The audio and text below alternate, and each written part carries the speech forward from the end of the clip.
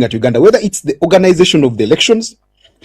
The internet is now off in Uganda. The internet being off in Uganda also gives you another context of how this power play works. The gentleman now in charge of UCC, which is the Uganda Communications Commission, is a gentleman called why am I forgetting his name? He's called Nyombi Thembo. Nyombi Thembo is one of the people who voted for removal of presidential term limits in 2005, and there was a scandal to that. The scandal was that when there was a debate, I think, and the Daily Monitor asked him, the Daily Monitor being the leading independent daily newspaper in Uganda, they asked him about his opinion, and he said, in politics, there's no conscience. In politics, you follow your interests. You don't have to debate anything. You must just follow your interests and what serves you best. So recently, he held several ministerial positions, and then of course he lost his parliamentary seat, and then it seemed like he was out in the cold. But Museveni, for all the criticism that you can have against him, there's one thing he has done very, very well, and that is rewarding loyalty. And it running Uganda Airlines, being the daughter of someone who served the presidency. So it doesn't matter if she has the qualifications, which of course some people say she doesn't have. But yeah, he's rewarding loyalty. So the same for Nyombi Thembo. Nyombi Thembo is a loyal, we call them cadres in Uganda, a loyal cadre to the NRM, to the presidency. And because of that, he's now in charge of UCC. So when a man like that who said that there's no need for conscience, there's no need for thinking through things, you must just do what you must do for your personal interest, is told you must run the Uganda Communications Commission, he is easily going to turn off the internet. And if you follow his Twitter handle, you could look through his Twitter handle, not the official account of the EDO, but his Twitter handle, which of course is his Twitter handle. And if you see the statements he made there, in any other country they will be very, very scandalous, because he has said so many things about Bobi Wine in the lead up to the elections. Now, does that man preside over a level playground? No, he does. Playground? No, he doesn't. So yeah, I'll stop there.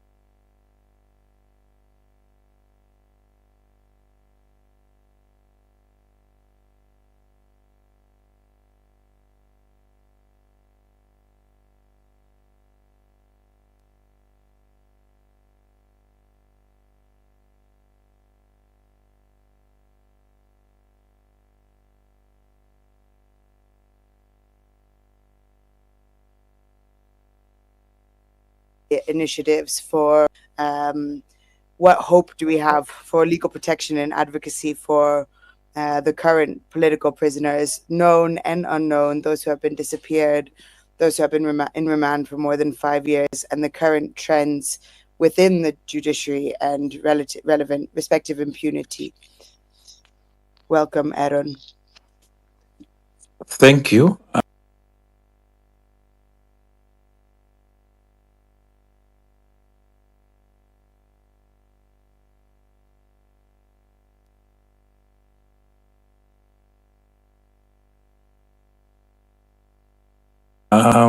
Say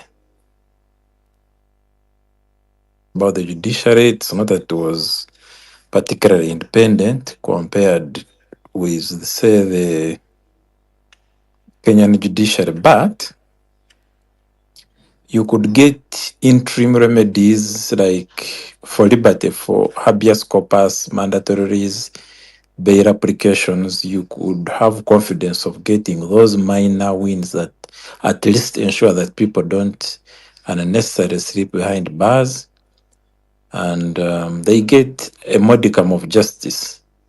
You would still have trouble with getting groundbreaking, a very impactful strategic litigation wins at a presidential election petition or hugely significant constitutional petitions. But these judicial wins that are important for ordinary people, you had the confidence of getting them. Now that chapter is closed, we have crossed the Rubicon of having the most incompetent judicial officers staffing the courts where you would get remedies. So the recruitment and promotion of judges is so skewed towards favoring the incumbent that we get the worst and the most incompetent being promoted or recruited, while the good judges are stagnate and are passed over for any promotion or recruitment.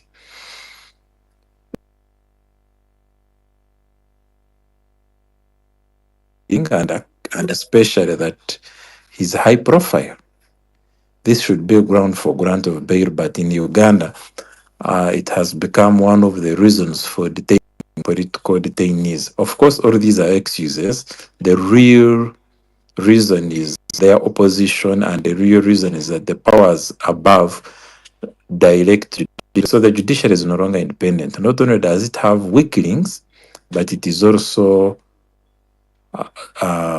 it's pandering to the whims of the military dictatorship. So you don't have an independent judiciary. In that judiciary, which is not independent, the promotions are shrouded in darkness. There is no public participation, and the wrong guys are deployed or promoted. There is very little hope for us, even as lawyers, in the direction of the judiciary. But we have to keep testing it. We have to go there because that's the judiciary we have. It is taxpayer funded and they have an obligation to dispense justice. We partly derive inspiration from the Moi era judiciary and the apartheid judiciary. Lawyers didn't stop lawyering simply because the odds were stacked against them and their clients. You have to file sometimes even for purposes of documentation and memorization. You have to file knowing that it's part of the broader strategy for anchoring advocacy and public pressure, not so much that you're going to get the direct judicial wins you're looking for. And also sometimes that you may be pleasantly surprised, or the orders, if they are going to change, like maybe after the elections, if the orders from above say that you release them, then if you have filed applications, they will give the judiciary a chance to use that cover to release people. If it were a working judiciary, by now someone would have gone to court to challenge the internet shutdown. As I'm sure if it was Kenya, that's what would have been. So we are not exactly where some of our neighboring countries are. It's not completely a dead horse that we are flogging, but justice in Uganda is on a sick bed. You could see we are on oxygen, and we need all our best efforts to resuscitate it. And the solution ultimately lies in political solutions. The problems and the judicial problems of the day emanate from the political deterioration, the deterioration in the governance, the militarization, the monarchical tendency of the first family which commands the military, the succession designs Mohoza has on the throne that's currently occupied by his father. The very fact that Mohoza has actually already started ruling Uganda by at least 40%. As Museveni grows older, Mohoza keeps grabbing chunks of the space that he's supposed to occupy. And part of the new levels of hostility and repression are microcosmic of Muhoozi reign being afoot and having already started taking place. So the transition we have been waiting for has started, but it's not what we have been waiting for. We need a new Uganda, we need a new vistas, but we are already getting something worse, even as we go into elections tomorrow. So it behoves this country to work together, everyone with the support of our neighbors and international partners, to stop the tide of this storm, the whole storm that is sweeping within its wake our human rights, our dignity, and so on and so forth. While Museveni is on the ballot, the real contest is between Ugandans and Muhoozi, ultimately, because he has already started destroying our country through his more raw and more outrageous and more direct methods of bad leadership and dictatorship. It is that bad. So there are many question marks about the judiciary, but they cannot be self-corrected. The judiciary cannot be an answer to the problems of the day, even the legal problems. It is incapacitated. Ugandans must fix the governance problem so that we have a 2010 Kenya constitution moment here.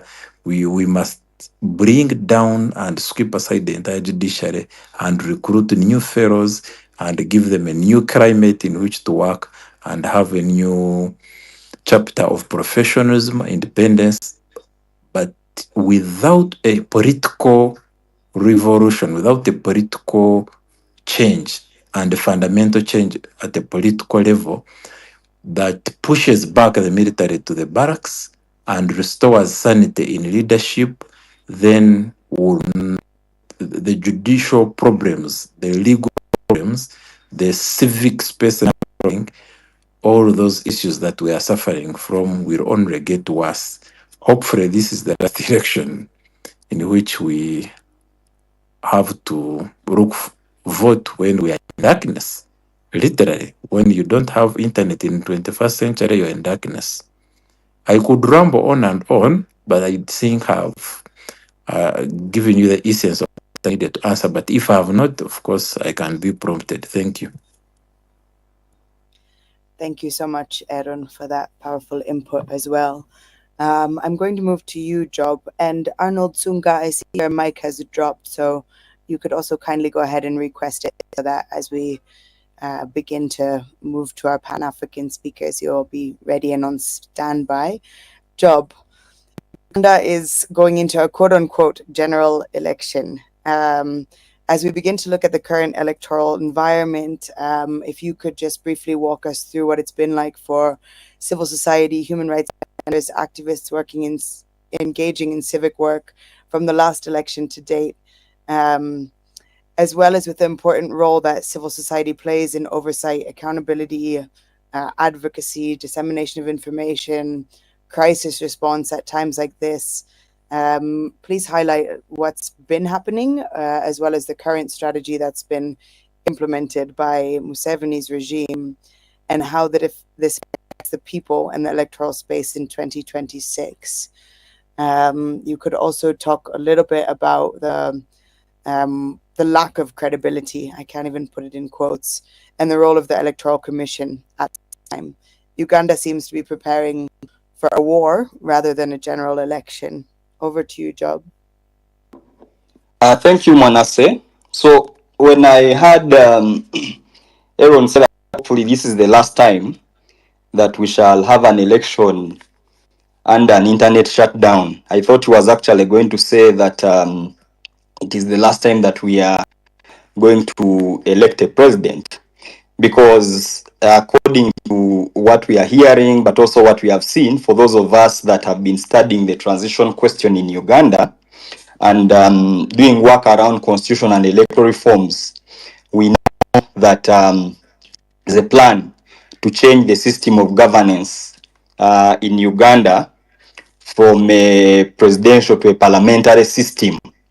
And this should have come earlier, because apparently Museveni had lost energy. And I mean, for those of us that have been studying him on the campaign trail, we know that he has only covered about 50% of the districts in Uganda, as opposed to Bobi Wine, who has done almost 2 rallies in every district where he has been allowed to campaign. In some instances, even 3 or even up to 4. So that amendment is coming. It's one of the things that we are watching very closely, and we know that considering that Museveni is preparing to hand over his family, specifically to his son, who is unpopular in Uganda, clearly he can't allow him to subject himself to an election. And I think for those of us that have been studying even this particular election and the campaign, we know that Museveni's son's political party, which calls itself a civic group, has actually fielded a number of candidates. Some of them that have taken up, I think, 60% of the Central Executive Committee of Museveni's ruling party, the NRM. People that subscribe to the Patriotic League of Uganda, which is the PLU, that is headed by General Mosca Kainerugaba, Museveni's son. But also a number of those are contesting for positions at levels, specifically at Member of Parliament level. But directly, if I'm to go to the question that you asked, Manasseh, civil society is quite diverse in Uganda, but there are 2 key variants. There's a group that is really working on humanitarian response, service delivery, etc. And that one seems to be the one that the regime really likes, or that is acceptable to the regime. But then there's a group that works on with democracy, human rights, accountability, etc. And that really is a group that the regime, Museveni in particular, doesn't like. He has name-called it, characterized it severally, calling them saboteurs, calling them agents of foreign interests, calling them terrorists, etc. And that really comes from the role that these organizations play, because in Uganda, civil society really, and I think even across the world, fill up space that is left by the inefficiency of government or even governance. And I think, so Museveni has really had this bad posture towards civil society, and I think for me it originates from his relationship even with civil society during his Bush war days, because a number of groups really supported his, a number of civil society groups, NGOs to be exact, supported his Bush war in different ways, providing medicine, providing food. I think the number of religious-based civil society organizations that even provided cover or safety for some of his guerrilla war members. So that image about civil society, in that in the 90s and I think early 2000s, when the development partners kept asking Museveni to open up political space such that he can provide for the opposition, he kept saying that, we have an opposition. And when he was asked where the opposition was, because when he came to power, he closed, abolished political parties. So he kept referring them to civil society, that civil society was the opposition then. So in the mindset of Museveni, civil society are opposition, they also have the potential to actually support different forms of organizing against his regime. So the relationship, the advocacy organizations which you hear of that were banned yesterday, is it yesterday but one, majority of those fall in that category that Museveni does not like at all. Now, in respect to elections, you realize that during an election, slightly before or even slightly after, the regime always considers a new legislation for civic